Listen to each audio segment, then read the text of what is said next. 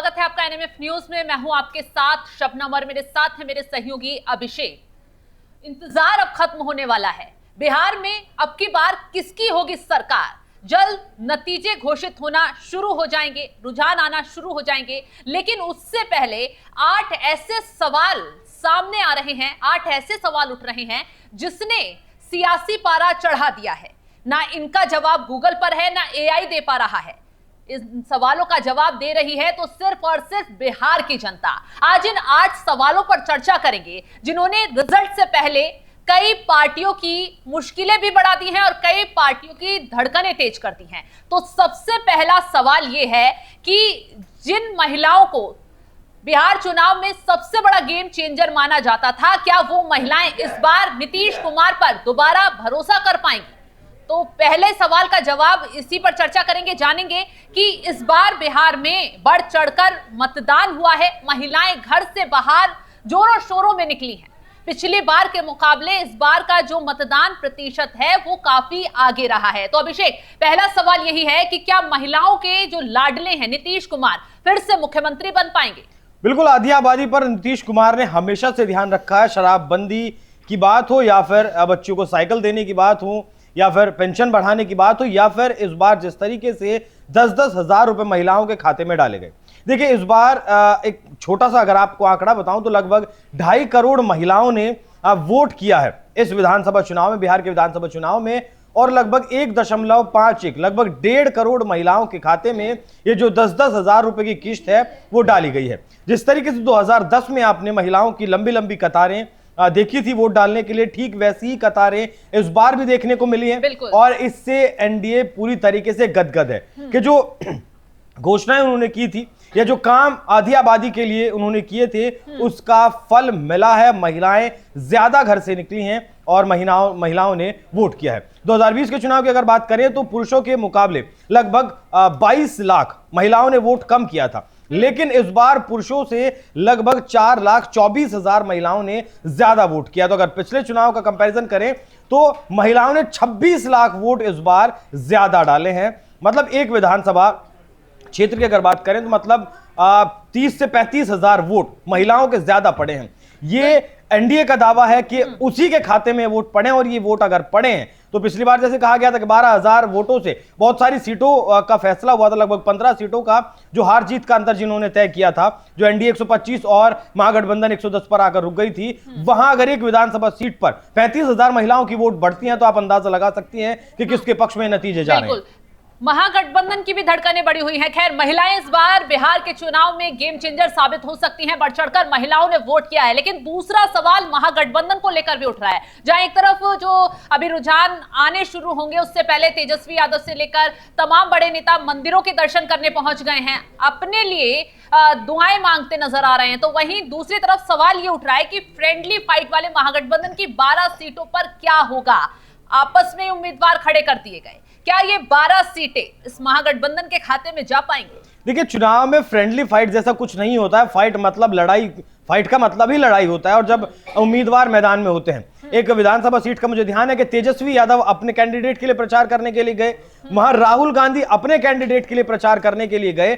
दोनों ने एक साथ चुनाव प्रचार नहीं किया है। एक यात्रा की अगर बात करें, बिहार वोटर अधिकार यात्रा जो उन्होंने निकाली थी, उसके बाद दोनों बड़े चेहरों ने एक साथ प्रचार नहीं किया है, अलग अलग अपने कैंडिडेट्स के लिए प्रचार किया है। तो क्या आरजेडी के खेमे में भी वोट जाएंगे? जाहिर सी बात है, कांग्रेस के खेमे में भी वोट जाएंगे। और क्या इन 12 सीटों में एनडीए बीच में जो दो बिल्लियों की लड़ाई में बंदर रोटी लेकर चला जाता है, टुकड़ा लेकर चला जाता है, वो वाला काम इन 12 सीटों पर क्या देखने को मिलेगा? ये अपने आप में बड़ा सवाल है, क्योंकि वोट दोनों तरफ कटेंगे और फायदा इसमें इन 12 सीटों पर एनडीए का होता हुआ फिलहाल दिखाई दे रहा है। शबनम, बिल्कुल, 6 सीटों पर आरजेडी और कांग्रेस सीधा सीधा आमने सामने। हालांकि महागठबंधन के दोनों दल हैं, अब दोनों ही आमने सामने हैं, तो इन सीटों पर जाहिर सी बात है नुकसान तो महागठबंधन को ही होगा।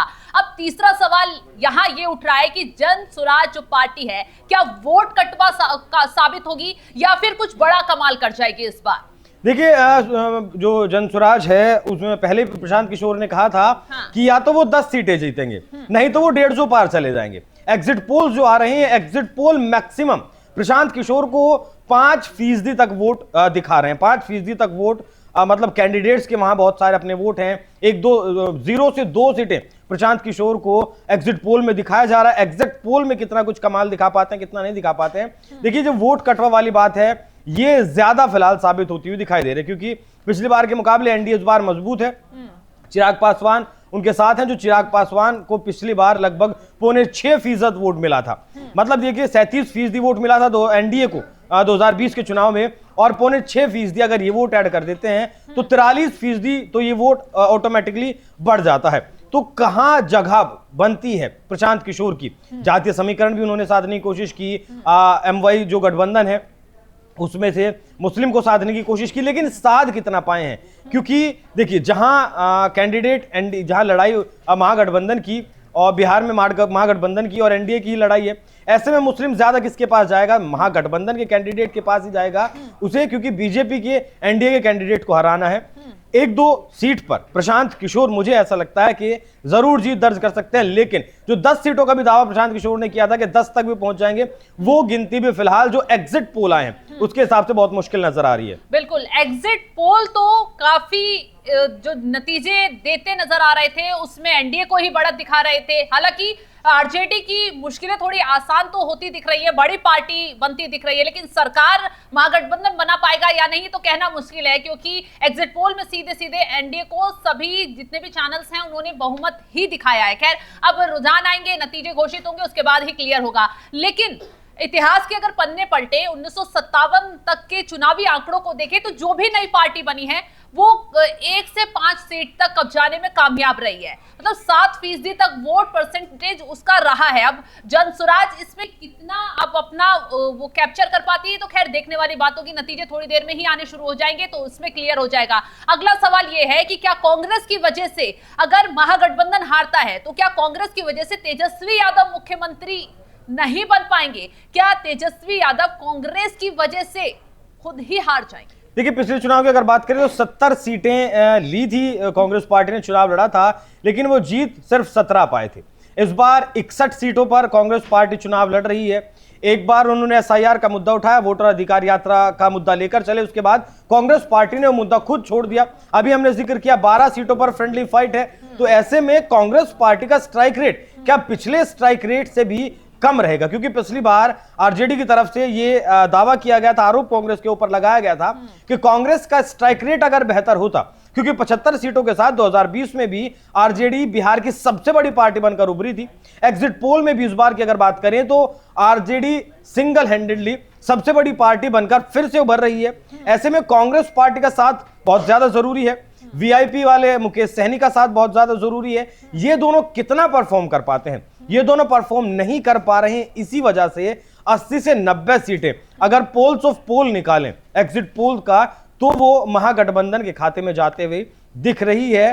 फिर से वही सवाल, कांग्रेस पार्टी ने जो मुद्दा उठाया, राहुल गांधी बिहार चुनाव के दौरान 15 दिन की विदेश यात्रा पर चले गए, जब पीक का वक्त था, अंतिम चुनाव प्रचार के अंतिम जो 2 दिन थे, उन 2 दिनों में वो मध्य प्रदेश चले जाते हैं। वहां कांग्रेस पार्टी के जिला अध्यक्षों की नियुक्ति करते हैं। जिस वक्त बिहार को सबसे ज्यादा राहुल गांधी की जरूरत थी उस वक्त राहुल गांधी बिहार में नहीं थे। ऐसे में बिहार राहुल गांधी के साथ रहेगा, इस बात में मतलब थोड़ा सा विश्वास नजर नहीं आता और ना ही इस बात में थोड़ा दम नजर आता है। हालांकि विपक्ष की तरफ से वोट चोरी के मुद्दे उठाए गए, चुनाव आयोग को घेरा गया, उसके बावजूद महागठबंधन एकजुट नजर नहीं आया। तेजस्वी यादव से लेकर राहुल गांधी के बीच सीट बंटवारों को लेकर मतभेद दिखाई दिया। वीआईपी वाले मुकेश सहनी वो अपनी मांग पर अड़े रहे, जिससे जनता के बीच कहीं ना कहीं यही मैसेज गया कि जब आपसी सहमति नहीं बन पा रही तो जनता के मुद्दों को क्या हल कर पाएंगे। हालांकि इस लड़ाई का कितना नुकसान अब इन्हें भुगतने को मिलेगा ये तो नतीजे अब कुछ ही देर में साबित कर देंगे, बता देंगे। लेकिन अगला सवाल यहां पर मोकामा सीट को लेकर भी उठ रहा है। सबसे हाई प्रोफाइल सीट इस बार विधानसभा चुनाव में वही रही है, क्योंकि यहां पर बाहुबलियों के बीच मुकाबला है। अनंत सिंह और बाहुबली सूरजभान सिंह की पत्नी वीणा देवी यहां आरजेडी से चुनाव लड़ रही हैं। हालांकि जीत के लड्डू बनने शुरू हो गए, लेकिन क्या ये लड्डू अनंत सिंह की तरफ से बट पाएंगे या फिर ये आरजेडी के खेमे में चले जाएंगे? खैर ये देखने वाली बात होगी। लेकिन जिस तरीके से यहां पर दुलार चंद यादव की हत्या हुई तो और अनंत सिंह को जेल जाना पड़ गया, तो ये सीट जो है सबसे ज्यादा हाई प्रोफाइल सीट इस वक्त बिहार के चुनाव में रही। तो ऐसे में क्या ये लड्डू जीत के अनंत सिंह की तरफ से बट पाएंगे?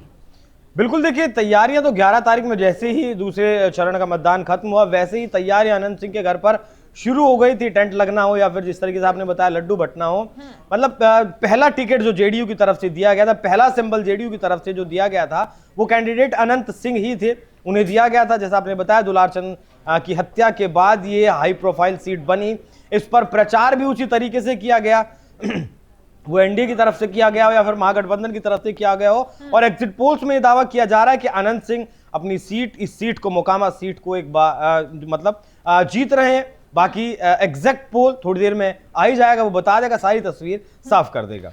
इस बार लालू यादव के परिवार में भी काफी बगावत देखने के लिए मिली है अभिषेक। तो जिस तरीके से तेज प्रताप यादव को घर से बाहर कर दिया गया, अलग पार्टी बनाकर वो चुनावी मैदान में उतरे, क्या तेजस्वी यादव की मुश्किलें उनके भाई ही बढ़ा देंगे? क्या इस बार के चुनावी नतीजों में जो परिवार की बगावत है उस पर असर पड़ेगा? नहीं, देखिए जितनी सीटों पर उनकी पार्टी चुनाव लड़ रही है उन सीटों पर तो तेज प्रताप यादव का असर बहुत ज्यादा होगा ऐसा नहीं कहा जा सकता। लेकिन हाँ, जिस सीट से चुनाव लड़ रहे हैं वहां जब वो स्वास्थ्य मंत्री हुआ करते तब एक मेडिकल कॉलेज उन्होंने जरूर बनवाया था, तो वहां की जनता मतलब पर्सनली उन्हें वोट देगी। अपना एक जनाधार उनका उस सीट पर है, वोट बैंक अपना उन्होंने तैयार किया, अपने उम्मीदवारों को वो जिता पाएंगे ऐसा मुश्किल नजर आता है। अपनी सीट अगर तेज प्रताप यादव सिर्फ बचाने में कामयाब रहते हैं तो ये भी तेज प्रताप के लिए बहुत बड़ी बात है। लेकिन तेजस्वी की मुश्किलें बढ़ाएंगे क्या भाई? देखिए परिवार, पूरा ही परिवार फिलहाल तो बिखरा हुआ है। मीसा भारती भी अलग बिखरी हुई हैं, तेज प्रताप अलग बिखरे हुए हैं, छोटी बहन रोहिणी भी अलग बिखरी हुई है। तेजस्वी यादव ने कैंडिडेट भी भाई तेज प्रताप के खिलाफ उतारा है। तो ऐसे में जिस तरीके से तेज प्रताप यादव ने भाई के खिलाफ बयान दिए, सुदर्शन चक्र या फिर भगवान कृष्ण का जिस तरीके से एग्जाम्पल दिया गया, और वो कहते नजर आए कि उन्होंने किया ही क्या है, काम किया ही क्या है, राजनीतिक समझ कितनी है, वो जनता को कितना प्रभावित कर पाए, कितना नहीं प्रभावित कर पाए हैं, वो एग्जिट पोल जब अब नतीजे आने शुरू होंगे वो तस्वीर सामने होगी। लेकिन बहुत ज्यादा असर तेज प्रताप के होने से तेजस्वी यादव को पड़ेगा, आरजेडी को पड़ेगा, ऐसा नजर नहीं आता। अभिषेक, इस बार बिहार चुनाव में प्रधानमंत्री मोदी से लेकर सीएम योगी आदित्यनाथ की चर्चा काफी रही, मांग भी काफी रही, रैलियां भी दोनों ने दबा के की है, जमकर रैलियां की। क्या उनकी रैलियों का प्रभाव बीजेपी को फायदा दिला पाएगा? क्या जेडीयू को भी उसका फायदा मिलेगा? क्या महागठबंधन पर इसका असर पड़ेगा? देखिए प्रधानमंत्री नरेंद्र मोदी की अगर बात करें तो वो तो मतलब वोट बैंक अपने साथ लेकर चलते हैं, वो वोट लेने के लिए जाने ही जाते हैं। योगी आदित्यनाथ दूसरे नंबर पर बीजेपी के ऐसे मास लीडर हैं जिन्हें सुनने के लिए लोग आते हैं और जिनके कहने पर स्वीकार्यता की अगर बात करें, जो आखिरी रैली प्रधानमंत्री मोदी की हुई उसमें लगभग 1.5 लाख की भीड़ जमा हुई थी। प्रशासन के भी मतलब प्रशासन को भी इतना अंदाजा नहीं था कि 1.5 लाख लोग प्रधानमंत्री मोदी को सुनने आएंगे।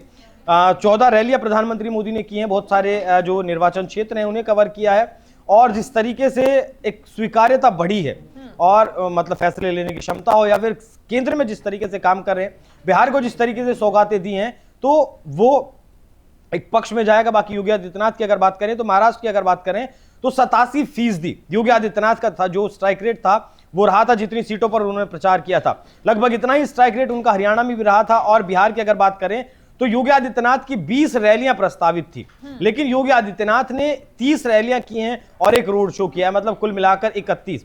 एनडीए का हर उम्मीदवार ये चाहता था कि योगी आदित्यनाथ उनकी सीट पर आए, चुनाव प्रचार करें, जिससे कि क्योंकि योगी आदित्यनाथ ने बिहार में जितनी भी रैलियां हुई वहां जाकर वो एग्जाम्पल दिए जो उन्होंने काम किया है। उत्तर प्रदेश को एक वक्त ऐसा था जब बीमारू राज्य कहा जाता था, लेकिन आज उत्तर प्रदेश $1 ट्रिलियन की अर्थव्यवस्था बनने की तरफ अग्रसर है। यहाँ विकास के नए नए अवसर उत्पन्न हो रहे हैं और माफिया राज जिस तरीके से उत्तर प्रदेश में खत्म किया है वो पूरे देश ने देखा है। तो वो एग्जाम्पल जाकर वो दे रहे हैं कि यहाँ अगर एनडीए की सरकार आएगी तो वैसा ही यहाँ होगा। और जंगल राज की भी वो याद दिलाने से वहां नहीं चुके 15 साल लालू से राबड़ी तक क्या कुछ बिहार में रहा, तो योगी आदित्यनाथ और प्रधानमंत्री मोदी ने बहुत ज्यादा फर्क इस विधानसभा चुनाव पर डाला। चलिए आखिरी सवाल यह है कि एनडीए एग्जिट पोल में बढ़त बनाता दिखाई दे रहा है, सबने देखा महागठबंधन पिछड़ रहा है, लेकिन क्या एनडीए के जो दल हैं छोटे छोटे, जेडीयू और बीजेपी को छोड़कर, दोनों बराबर सीटों पर लड़ रहे हैं, 101 सीट पर, जो साथी दल हैं, क्या वो फायदा और ज्यादा दिला पाएंगे? क्योंकि इस बार खबरें ऐसी आई कि एक तरफ मांझी नाराज हो रहे हैं, तो दूसरी तरफ चिराग पासवान में भी कुछ बगावत देखने के लिए मिली। हालांकि बाद में बीजेपी ने क्लियर कर दिया कि बैठक हो गई है, सब में सहमति है, सब मिलकर चुनाव लड़ रहे हैं, ये अफवाह है। लेकिन क्या ये पार्टियां फायदा दिला पाएंगी? क्या बिल्कुल दिला पाएंगी। एनडीए को पिछली बार 37% वोट मिला था। हाँ। चिराग पासवान अलग चुनाव लड़े थे, जिसकी वजह से मतलब एक तरीके से कहें कि उन्होंने पूरी तरीके से मुखालफत की थी नीतीश कुमार की, और नीतीश कुमार इसी वजह से 45 सीटों पर आकर टिक गए थे। सीधा सीधा लगभग 40 सीटों पर उन्हें नुकसान हुआ था। एलजेपी मतलब चिराग पासवान अपना तो एक ही विधायक जिता पाए थे, लेकिन नीतीश कुमार को बहुत ज्यादा सीटें वो हरवाने में कामयाब हुए थे। तो एक तो वो वोट ट्रांसफर होगा, दूसरा पिछली बार उन्हें लगभग 5.6% वोट मिला था, और इस बार जो एग्जिट पोल्स हैं वो चिराग पासवान को 5% वोट मिलता हुआ दिखा रहे हैं। और कुल मिलाकर बहुत सारे एग्जिट पोल्स ऐसे हैं जो 48% तक वोट मिलता हुआ एनडीए को दिखा रहे हैं। उसकी बड़ी वजह यही है कि 37% वोट बैंक पहला था, 5% अगर ये ऐड हो जाता तो सीधा सीधा 42% ये हो जाता है। 6 सीटें आपको जीतन राम मांझी को और उनके जो दूसरे सहयोगी हैं उन्हें दी गई हैं। प्रचार उनकी सीटों पर बहुत कहें कि बहुत अव्वल दर्जे का प्रचार वहां किया गया है। तो सारे मिलकर जिस तरीके से एकजुट होकर लड़े हैं, एक तरफ महागठबंधन है जो एकजुट होकर नहीं लड़ा, एकजुट होकर अगर लड़ता तो तस्वीर शायद बदल सकती थी, क्योंकि एज चुनाव से पहले महागठबंधन के पास था, लेकिन जिस तरीके से वो जो टूट हुई उसका फायदा एनडीए ने उठाया और ये एज मिलता हुआ आपको जरूर दिखाई देगा। बिल्कुल, तो चलिए बहुत बहुत शुक्रिया। तो बिहार में किसकी बनेगी सरकार, जल्द क्लियर होने वाला है, रुझान आने शुरू होने वाले हैं और नतीजे घोषित आज हो जाएंगे शाम तक। लेकिन उससे पहले ये 8 सवाल काफी अहम थे, जिन्होंने बिहार में किस करवट ऊंट बैठेगा ये साफ साफ क्लियर कर ही दिया है कि महागठबंधन अगर हारता है तो किस वजह से हारेगा, एनडीए को बढ़त मिलेगी तो किस वजह से मिलेगी। तो आप इस खबर को लेकर क्या राय रखते हैं, कमेंट बॉक्स में जरूर बताइएगा। तमाम बड़ी खबरों की अपडेट के लिए आप हमारे साथ जुड़े रहें। नमस्कार।